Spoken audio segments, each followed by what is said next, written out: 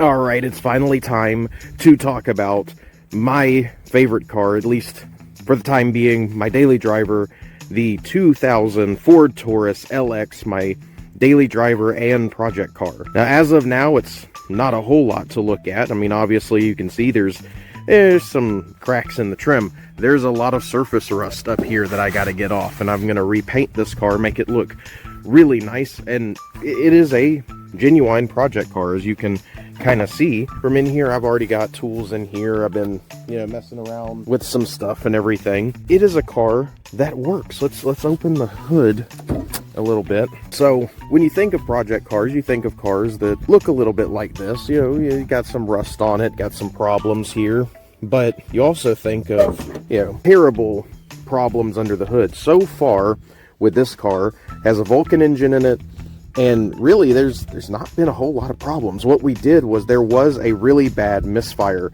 when we first got this car, and it was in the back of the engine. So we replaced these spark plugs, and these coils were fine. They looked like they had been done before I bought this car. I did buy this car on Facebook Marketplace, but the ones back here, and if you've ever done anything with these Vulcan engines, it's a little bit of a pain to get back there to the other spark plugs and spark plug coils. Those ones were not changed. No, it seemed like the people actually just did these front ones and then left the other ones alone, and that's what was causing the misfire in the back. There was really bad spark plugs, really bad spark plug coils. We just went ahead and replaced all of the coils. We left these 3 spark plugs in there. After that, wonderful. Absolutely wonderful. And there was one check engine light afterward, and it was because this hose right here accidentally came off while we were changing spark plugs. Then there was another one, and you're going to see a video of me and Dad and Balaki replacing the O2 sensor in here. But under the hood, there's not much here. There was at one point an oil leak. That's been fixed. So far, so good. But yeah, it's got a Vulcan engine in it.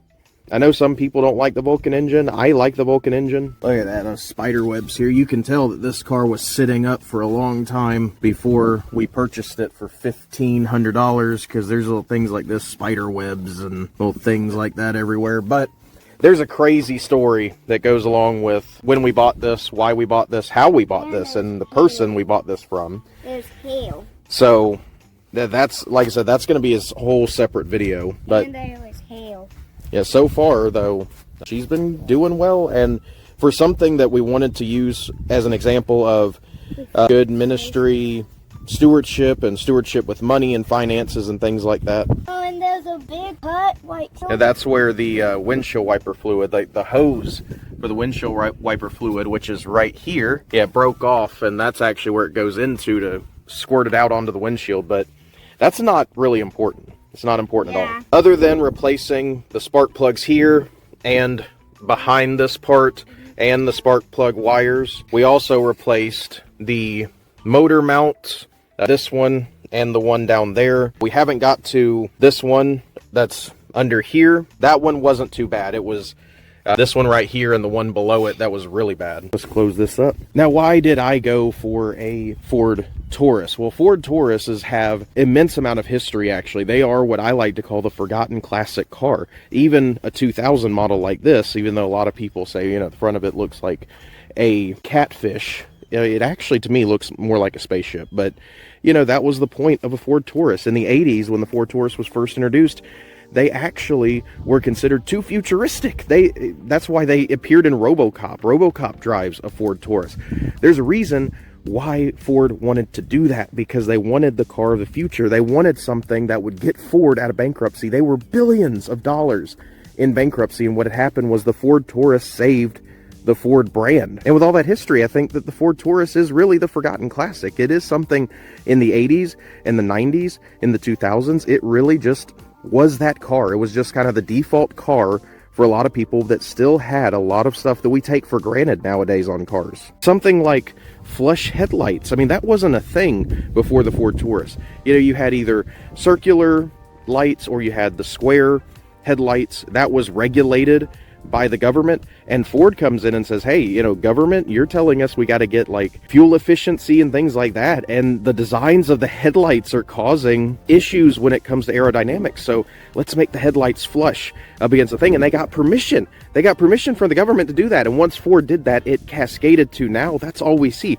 We only see flush headlights on cars. You don't see any circular or square, maybe some cars, but most cars have these kind of style flush headlights into the body. And that was the Ford Taurus. That was what happened with the Ford Taurus. Once the Ford Taurus did that, every other car started doing that, to the point to where we don't even think about it. So the other reason, other than the historical reason why I wanted to get a Ford Taurus as a project car, is because the very first car I ever drove as a teenager, my very first car was a 1995 Ford Taurus. So that was Gen 2, that was right before Gen 3, and this car is a Gen 4. All right, we're getting a full tank of gas. It's gonna go up there, but it is full. We're officially resetting the tripometer. Look at that, boy. All right, so I've been driving this for a while now. So let me get out of this light. Goodness gracious.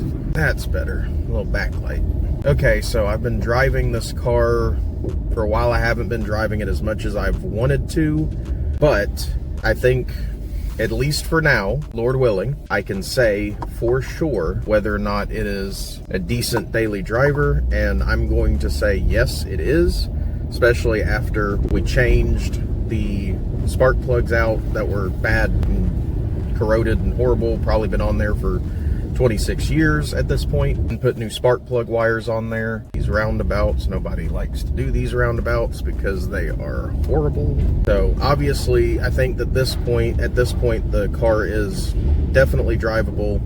It definitely qualifies as a reliable beater car. However, I'm going to make it look a little bit better when it comes to getting out some of the dings and the paint job, all that stuff. What's great is that this has been extremely quiet of a drive. Like even with the side windows down, the driver window is the only window that doesn't roll down at this point. But even right now, I have one of the windows that will roll down, and it's just a smooth ride. It's a quiet, smooth, decent ride that isn't too crazy.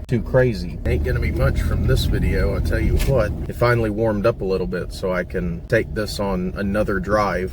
I just did the hard part of putting the rear reverse camera just above the license plate, and I routed the wire all the way down the side here and into where the radio is. But I haven't got the new radio set up. I've looked around, I've popped the old radio out and just looking and seeing what needs to be done. That's going to be the project for tonight. But so far this car is doing much better than what I thought it was going to do when I first bought it. So that's a good thing. I really am enjoying driving this thing. All of the craziness from the first night of picking it up has kind of went away. It has been nothing but a smooth ride so far.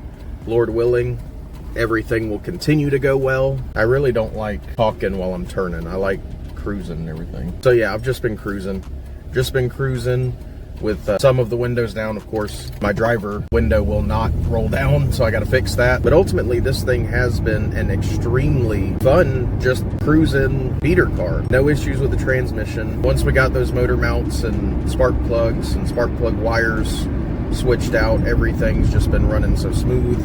No check engine lights, no issues with the drive. I don't feel anything too crazy, so I think it's success. So far, so good. The next biggest thing is going to be cosmetic stuff. It's going to be things that ultimately will be a little bit of a challenge, simply for the fact that I have not done any sort of auto body work in years. I think the last time that I actually hooked up any sort of radio stuff even was when I was 15 years old. So goodness gracious, that's going on 20 years at this point. But as far as painting a car is concerned, I mean, we did a little bit of color matching with the Taurus I was driving, my very first car, my very first Taurus, which is my very first car, when we had to mix and match the hood and the bumper and everything else that we got. And I haven't done any sort of auto body work or anything like that ever since then. So it's going to be a bit of experiment of trying to get this car looking at least somewhat nice. I'm not thinking it's going to be perfect, but it can look pretty nice, at least from a distance. So that's it for this drive along talk.